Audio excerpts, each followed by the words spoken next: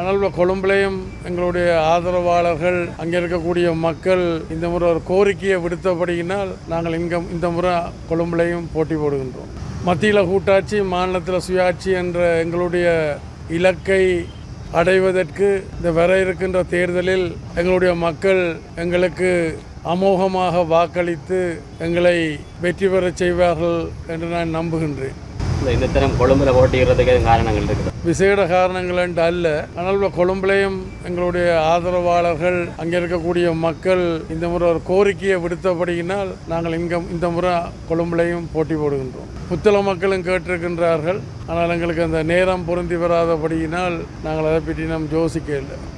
சிங்கள வேட்பாளர் போட்டிக்கிறோம், தமிழ் வேட்பாளர் 3 தரப்பு. அங்கே கொழும்பு பல மொழி, பல மத, பல இன மக்கள் இருக்கின்றபடியினால் எல்லாரையும் பெண்ணத்துவப்படுத்தி முன்னெடுக்க வேணும் என்ற வகையில் எங்களை தேசிய நல்லிணக்கத்தை IPDP ஆரம்ப காலம் தொட்டு சொல்லி வருகின்ற தேசிய நல்லிணக்கத்தை வெளிப்படுத்துகின்ற வகையில் நாங்கள் அதை அமைத்திருக்கின்றோம்.